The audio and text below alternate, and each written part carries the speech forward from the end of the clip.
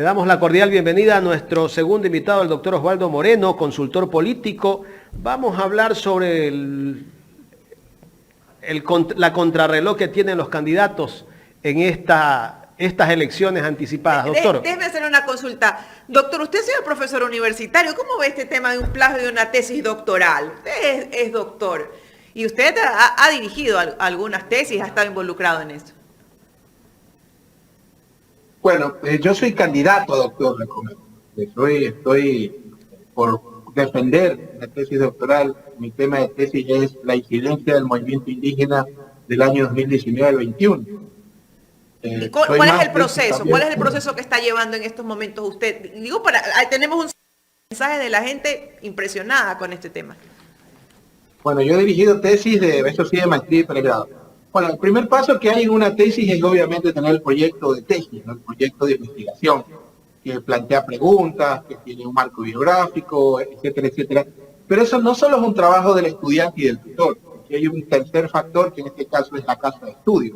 No sé si depende de cada universidad, si es la comisión académica, si es la dirección de escuela, si es posgrado, depende de la estructura que tiene cada casa de estudios.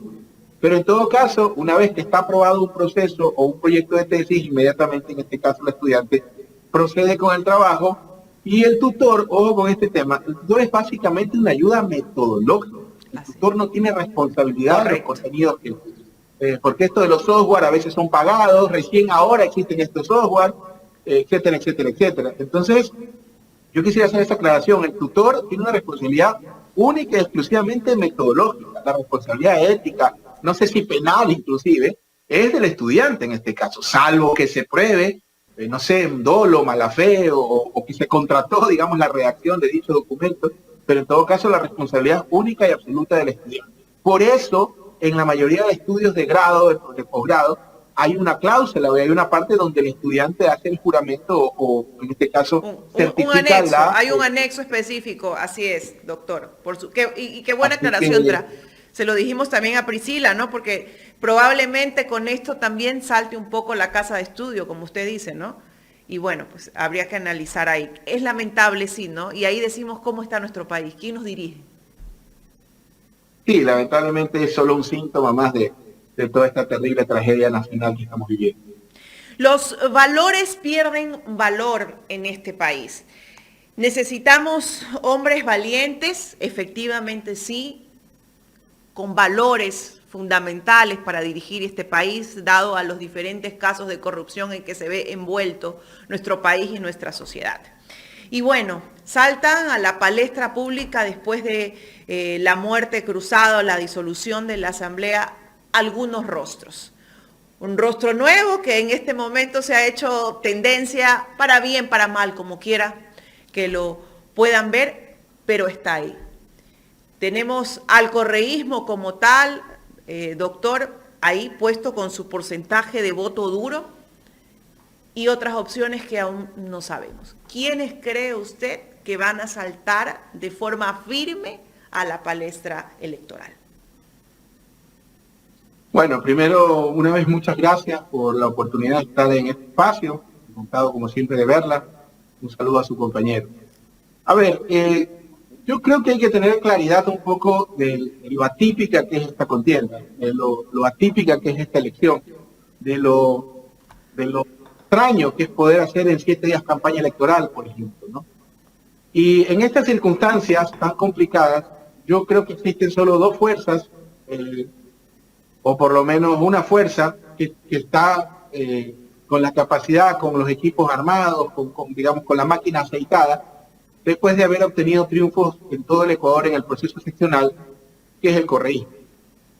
Segundo orden, de acuerdo a los resultados de la última elección, por si acaso, yo no estoy filosofando o imaginando, ¿no? La segunda fuerza vendría a ser Pachacuti. Y un centro a la derecha, fragmentado, dividido en varias candidaturas, legítimas todas, por supuesto, esa es la democracia, pero digamos, con este gran lastre, con este gran peso que es el gobierno Moreno, ¿no? Es muy difícil, les tomó 14 años vender que banquero y empresario era lo mismo, entonces va a ser complicado ir ahora con un discurso, con un mensaje de banquero, digamos de empresario, por lo menos creo en esta elección. Entonces, otro de los daños que hace Lazo adicional al país, creo que es el hecho de su tendencia, que la deja totalmente debilitada, totalmente desprestigiada, en un proceso que va a ser corto, sin perjuicio, obviamente, de las posibilidades que puedan tener estos cuadros, como el caso de Sonny Holzer, que es quien yo creo que es quien mayor fuerza tendría, o por lo menos lo veo como más consolidado en ese frente, sin perjuicio de las otras opciones, Yacu Pérez, en este caso el señor Villavicencio, que representa, yo creo que él representa algo, yo no lo subestimo al señor Villavicencio, él representa esa facción radical, digamos, anticorreísta que siempre existió, siempre hubo, incluso en la cresta de la ola, cuando el presidente Correa estaba en su mejor momento de popularidad, siempre hubo un sector de la población que no lo quería. Entonces yo no descarto a Villavicencio que haga un gran papel, por si acaso. Y así en ese contexto vamos a ver quiénes se inscriben, porque lo otro es la locura que va a ser inscribir primarias, hasta el domingo es el plazo. Entonces ya se imaginará usted cómo están las agrupaciones políticas. Yo le preguntaba justamente ayer al doctor Ramiro Aguilar, ¿cómo tiene que escoger el ciudadano? Porque si en una campaña normal no hemos sabido escoger, en una campaña atípica de más o menos 7 a 10 días de campaña como tal, no de todo el proceso, hemos escogido mal, no se diga ahora en 7, 10 días. Y él me decía, bueno, Carla, sí es fácil porque tenemos dos opciones, lo que ya vivimos, lo que tenemos, lo que nos hizo bien en su momento y lo nuevo, experimentar. En base a su análisis, doctor, ¿usted cree que más bien la tendencia vaya por lo viejo conocido que lo nuevo por conocer? Lo que pasa es que el opositor legítimo a este gobierno siempre fue el correísmo. Yo pensé en algún momento, hasta me entusiasmé, cuando Pachacuti llegó a la asamblea con un bloque consolidado, alto de asambleístas. Entonces lo que uno pensaría, llevándose por los libros de ciencia política o el sistema de partidos, era, el Pachacuti debe ser ese espacio natural que ocupe ese lugar que tenía el correísmo, que venía desgastado, difamado, etc. Entonces, lamentablemente para Pachacuti, creo que esa fragmentación que tuvo en la asamblea de prácticamente asambleístas que terminaron más gobiernistas que los gobiernistas, de alguna forma lo debilitó. Sin embargo, habría que ver qué pasa en la designación o la definición del coordinador de Pachacuti, porque eso es clave. Lo que pasa es que no tenemos mucho conocimiento o entendimiento de cómo funciona el mundo indígena, que tienen una visión más de comunidad, que tienen una visión más alternativa, más horizontal, más de alternabilidad, perdón. Y en ese contexto el coordinador tiene mucho poder. Recordemos que Yacu Pérez fue el candidato del coordinador anterior, que era Marlon Santos. Y en este caso, si queda Chumbi, creo que es el nombre del señor coordinador, que está impugnado, si ya que es ratificado, obviamente sería la candidatura de Isa, creo yo, o por lo menos en la línea o el ala de Isa, que para algunos es radical, pero para otros es una línea que tiene posibilidades. Lo digo porque Isa ya tiene 80% de nivel de conocimiento a nivel nacional. Políticamente, ¿qué es mejor para el correísmo? ¿Poner una figura ya conocida, o sea, mantener el binomio que tenía antes, Arauz, Rabascal, o hacer algún cambio? Lo digo en función del tiempo y de ese bloque que está consolidado en la Asamblea y que sin duda alguna le va a dar un gran impulso, pero jamás hay que confiarse, ¿no? Lo que pasa es que, a ver, hay mitos que hay que desmontar, estimada. Por ejemplo, es que todo el mundo odia a la Asamblea. Ok, entonces, en el único ejercicio de índole electoral, que es lo que vale, el resto de filosofía, ¿qué fue? La última consulta popular, hubo una pregunta que ponía a la Asamblea, digamos, en evaluación. Y en esa pregunta, el no saca un resultado más contundente del que le pudo sacar Lazo a Arauz en su momento. Es decir, Lazo creo que le saca 5 puntos de diferencia a Arauz y el no le saca 7 puntos de diferencia en la pregunta que afectaba a la Asamblea. Otro mito es que todo el mundo odia al Consejo de Participación Ciudadana. Bueno, en la pregunta que afectaba al Consejo de Participación Ciudadana, la diferencia fue de 17 puntos. O sea, es una brutalidad. Entonces, creo que hay muchos mitos que hay que desmontar, que en ocasiones se quieren posesionar en la opinión pública, sobre todo los medios hegemónicos, pero que cuando usted se pone ya a investigar, cuando usted se pone a ver evidencias más que relatos, se da cuenta que no es así. Entonces yo creo que en el caso puntual del correísmo, me parece que es una fuerza que está aceitada, que tiene toda la fuerza. No creo, para mí Arauz no es la mejor alternativa, pero hoy por hoy el correísmo tiene la fuerza suficiente, vamos a ver, como para efectos de darse el lujo de no poner a sus mejores cuadros. Y el juicio, yo no creo que sea la mala persona, el señor Andrés Arauz, pero me parece que la elección anterior dejó a la vista muchas, digamos, muchas vulnerabilidades y no sé si quieren darse el lujo de repetir. Doctor, pero también hay que reconocer que Arauz tuvo que batirse contra todos. ¿Sí? Todos contra el correísmo. O sea, aquí era difícil, ¿no? Era difícil porque ellos tenían cierto cerco en cuanto incluso hasta para inscribir la candidatura de Arauz y de Rabascal, la vez anterior, casi que no los dejan inscribir, tuvieron que ir con un partido prestado, tantos problemas que se presentaron, el linchamiento mediático que recibieron, el fiscal de Colombia intentó acusarlo a Arauz que había recibido dinero del ELN, ahora Arauz está demandando a ese fiscal, tantas situaciones que se presentaron, pero desde mi criterio, no sé el suyo, yo creo que en este momento no se puede ir con un candidato que no sea tan conocido, tan promocionado, porque el tiempo es corto para darlo a conocer. Sí, eso también es verdad, pero en estos temas electorales uno sabe cómo empiezan las cosas, pero jamás cómo terminan. Vamos a ver, yo coincido con usted, Arauz es conocido, pero no creo que es la mejor opción, digamos, de lo que ellos cuentan, ¿no? Yo creo que Marcela Guiñaga es una gran candidata, la misma señora Pavón, pero ya es una decisión interna, ¿no? Y estoy seguro que ellos sus números tendrán, sus estudios, su análisis, porque al final yo creo que esta va a ser una candidatura de transición. Yo creo que el correísmo apunta a un proceso, no sé si constituyente, en el cual lo que buscan es el retorno de su líder y probablemente lo que buscan es un presidente de transición que viabilice el retorno de Rafael Correa y que sea candidato en el 25. Yo creo que hacia allá es la apuesta. Claro, por supuesto, el 2025, pero hay que ver si esto llega al 2025, porque puede ser que después de que se gane una elección, el correísmo ha anunciado que busca crear una asamblea constituyente. Puede ser que en 6 meses, después de la elección, si es que llegase a ganar el correísmo, estemos yendo nuevamente a las urnas a una asamblea constituyente para arreglar los problemas que tiene este país.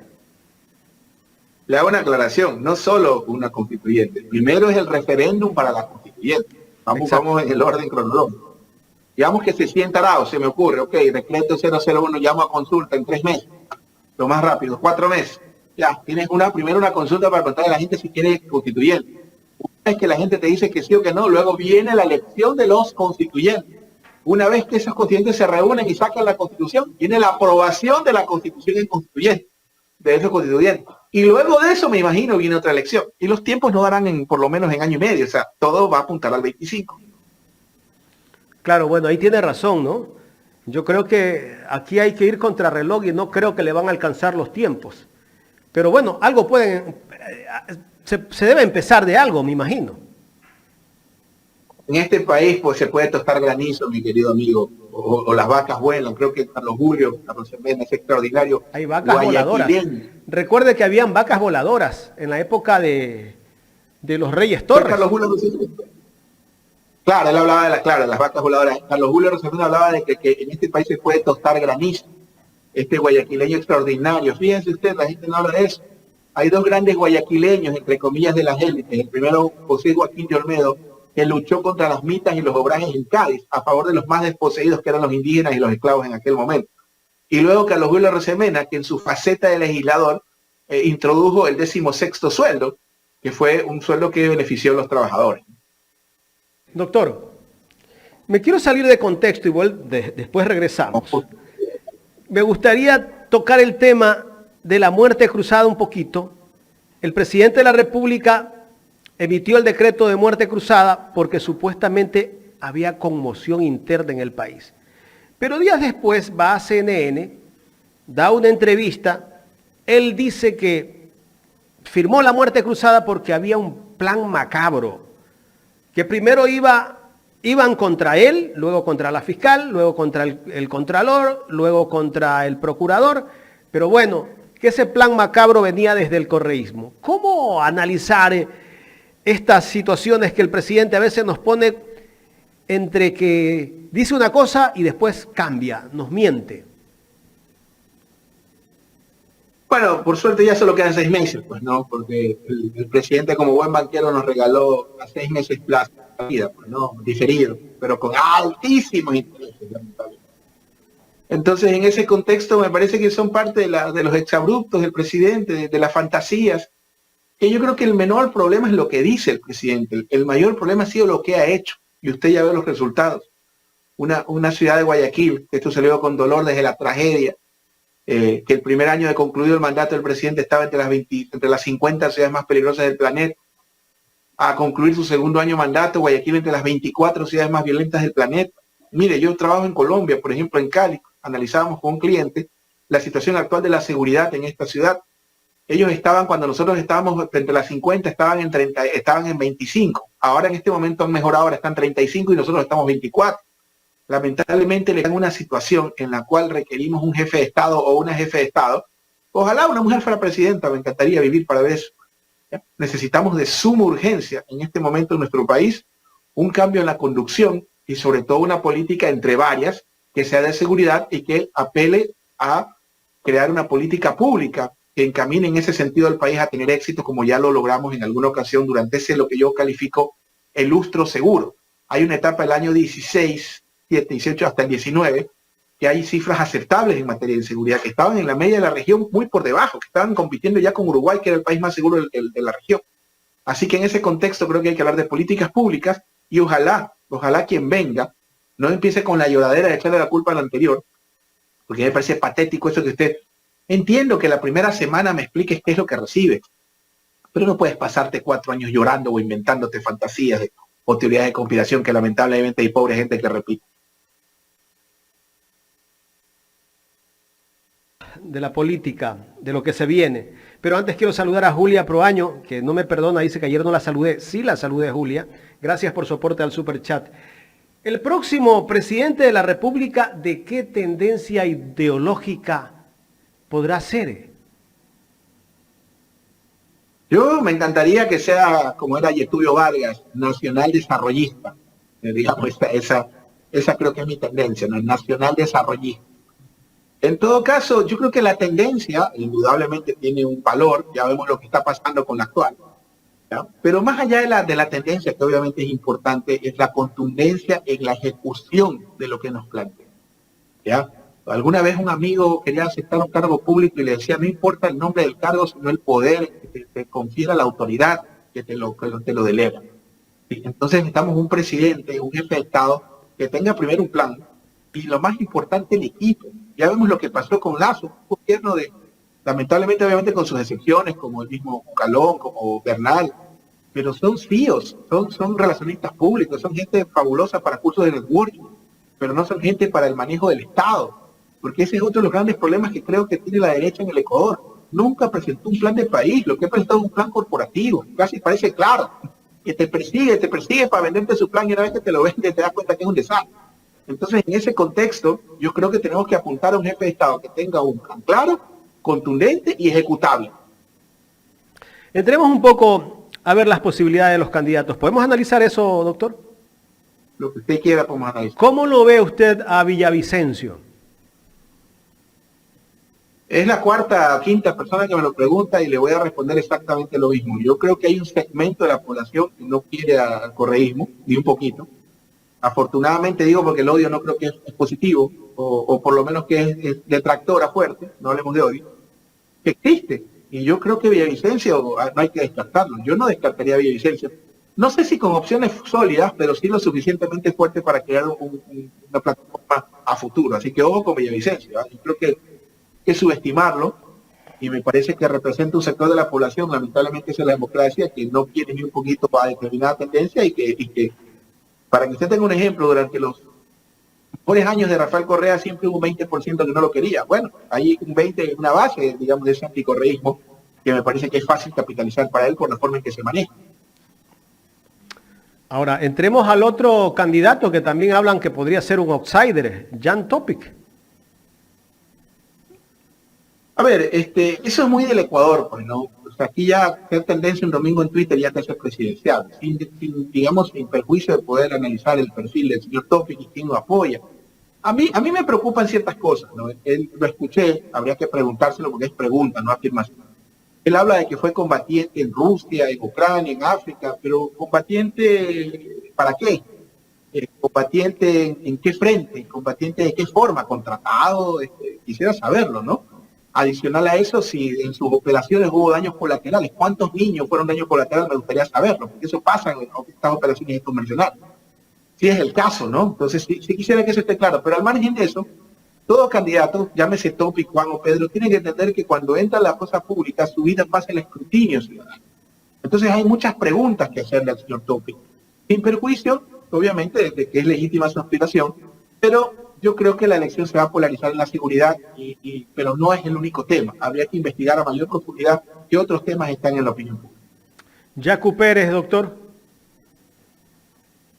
Para mí es una incógnita, no tengo claro, Yacu Pérez, a qué apunta, si al de Pachacuti, que yo creo que no, si a la misma derecha, ¿sí? O en este caso el correísmo. No me queda claro el tema de Yacu Pérez.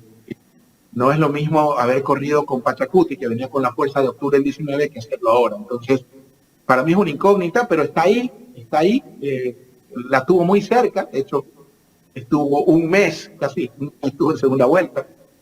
Parece, yo no voy a hablar de fraude porque no me consta, pero creo que no tuvo la contundencia para defender ese resultado de Guayaquil. Creo que descuidaron Guayaquil en ese momento. Él prefería ponerse falda en cuenta que el Guayabera en Guayaquil, por ponerlo en ejemplo. Entonces ahí estuvieron las consecuencias, pero cada elección es diferente, vamos a ver cómo le va. Otto Sonnenholzner, no sé si lo pronuncié bien, medio difícil. Sonnenholzner. Bueno, partiendo desde el apellido va a ser complicado para los votantes. Imagínense, yo no lo puedo pronunciar a veces. Yo creo que es un buen tipo. Bueno, es una buena persona. O sea, si yo voy a viajar a Europa en un avión y me encuentro a Vicencio y a Otto, yo me siento al lado de otro 12 horas sin problema. ¿Ya? A ver, me parece que es el mejor estructurado, intelectual y personalmente creo de los candidatos de oposición. Ojo con ese detalle, con el debido respeto a todos. Un tipo bastante estructurado, formado, joven, y me parece que es lo más sólido que tendría la derecha, pero también del mismo modo tiene ciertos digamos, contras, el haber sido binomio de Moreno, vicepresidente Moreno, doctor, que es complicado. Dígame. Tocando el tema de Otto, que hace referencia al licenciado de la Cruz, sin duda alguna era un candidato que se estaba preparando para las elecciones del 2025. Él en su momento lo dijo, lo acaba de decir, que estaba en Harvard y que estaba estudiando. Pero ¿no cree que en este momento esa fracción de derecha no le permita llegar a ese objetivo? Bueno, yo creo que un coediario de él, que se llama Pedro Pablo Duarte, si no me equivoco, era un tipo, o es un tipo, nos demostró la elección pasada, honestamente yo no le veía muchas posibilidades, pero el tipo tuvo mucha personalidad y salió y sacó un gran resultado, y esto fila para la próxima elección. Vamos a ver cómo le va, al margen de que me caiga bien o mal, o yo le caiga bien o mal al señor. Pero al margen de eso, yo creo que el señor Sonnenholzer tiene, y creo que es importante, olvídate de analistas, de encuestas, de los amigos, de los enemigos, de Correa, de Yacu, del gato, del perro. Los procesos son así. Tienen que correr, si tienen aspiraciones reales, tienen que ir al ruedo. No, el presidente se la encontró, pero esto es otra cosa. Entonces, tiene que correr, tiene que ir al ruedo, y ojalá le vaya bien, digo. Creo que de lo que tiene la derecha, me parece lo más consolidado. Jaime, sí. Pedro Freile, creo que ha dicho que no va, ¿o sí? No. Ya declinó por la candidatura del Rambo de Sambo. Del Rambo de Sambo. Daniel Noboa, ¿qué posibilidades podría tener el hijo de Álvaro? Se me escapaba, ojo con ese, que ese toca. Alguna vez a Perón le preguntaban por Raúl Alfonsín, a Perón le preguntaban por la primaria de los radicales, que era la. Oigan, hay un muchacho Alfonsín que nadie cree, nadie lo conoce, y dijo, cuidado, que ese toca guitarra eléctrica. Yo le diría, cuidado, que ese anda en fibra óptica. Se me había escapado este muchacho. Porque es joven. Primero tiene todos los recursos del planeta y propios. Es un chico preparado. No sé si el tiempo le alcance, pero no lo descartaría tampoco como una de las alternativas y de las opciones. Claro, porque y tampoco descarte a Álvaro Noboa, sino al hijo. Yo creo que el abogado Noboa está en una etapa de su vida en la que no sé si tenga la energía, pero el hijo espero que sea la versión mejorada y aumentada. Pues, ¿no? Y este muchacho yo lo he escuchado, uno pensaría que es de derecha y es bastante centrado. ¿Ah? Es casi, yo pensaría que es casi de centro izquierda. Ayer conversaba yo con el doctor Ramiro Aguilar en este espacio, porque hay nombres para candidatos de la Revolución Ciudadana de los que han sido electos recientemente. El alcalde de Quito, Paola Pavón, acá en Guayas está Marcela Guiñaga, Leonardo Orlando en Manabí. Yo le decía, bueno, la gente también pide a esos candidatos. El doctor me decía, Jaime, sería el peor error del correísmo o de los candidatos, no candidatos en este momento, de las autoridades que fueron electas el 5 de febrero, que recién tienen 2 semanas o van a tener 2 semanas ejerciendo sus cargos, dejar sus cargos e ir a una candidatura a presidente de la República. Eso es como irrespetar a sus electores. Doctor. Sí, eso le decían mucho a Yacu Pérez. Por ejemplo, en la elección pasada muchos le criticaban que dejó la prefectura a medio tallo botada por una aventura nacional y bueno, pegó en el palo. En otras circunstancias. Yo no lo veo tan grave. Yo, por ejemplo, creo que Marcela Guiñaga sería una gran candidata del correísmo, o la misma Paola Pavón. O por qué no apuntar al interior, a Orlando, a Lloret. O sea, yo, a diferencia de la elección anterior, el correísmo tiene los cuadros. Pero ya es una decisión soberana que ellos tengan que tomar. Entonces yo no veo mayor problema. Y si la pregunta va dirigida a Aquiles Álvarez, por ejemplo, yo por ejemplo en el caso de Aquiles no lo veo un militante de izquierda o un militante de la Revolución Ciudadana orgánico, disciplinado, no porque no lo sea, sino porque básicamente es un empresario que aceptó una candidatura porque la tenía y daba $2, y bueno, la jugó y le salió, y bien por él, y ojalá bien por Guayaquil. Claro. Para las próximas elecciones, ¿la Revolución Ciudadana tiene posibilidades, tal vez de ganar en primera vuelta? No sé si gana en primera vuelta, creo que va a estar en segunda, pero lo que sí sé es que es la única fuerza que tiene la maquinaria aceitada. Hay un detalle, recuerde usted que los correístas no fueron buenos administradores locales, y para suerte de ellos, esta elección es tan rápida que no va a haber tiempo de probar la efectividad de sus administradores locales, ¿no? Que acaban de ser electos en todas partes del país. Así que yo creo que sí, el correísmo es la fuerza indudablemente que tiene mayores posibilidades, que tiene la maquinaria, que acaba de ganar las plazas más grandes del país y que tiene la estructura. Yo no veo ninguna fuerza, quizás Pachacuti, pero una vez que esté claro quién es su coordinador, que tenga esa capacidad, ese músculo y esa fuerza. Pero si van muchos candidatos de derecha, doctor, van partidos, y esa es una posibilidad para que ellos ganen en primera vuelta. Sí, también, pero como yo le indico, es probable que este domingo, que ya están inscritas las candidaturas o las precandidaturas, tengamos el escenario más claro. Tengo una inquietud. ¿Para estas elecciones tiene que haber paridad de género o es para la siguiente, que es en el 2025? Porque esta elección es como la continuidad de este periodo. Sí, no debería de haber en el binomio. Esa era mi opinión y el CNE me ha dado la razón. Entiendo que ya se manifestó públicamente. En esta ocasión el binomio no es obligatorio que sea mixto. Doctor, quiero agradecerle por habernos dado su tiempo para conversar. Creo que nos extendimos algunos minutos de más. Muchísimas gracias, doctor. No, por favor. Es un gusto estar con Carlita y a la orden. Gracias. Gracias al doctor Osvaldo Moreno, consultor político. Hemos hablado sobre los candidatos, el panorama político que vive el Ecuador,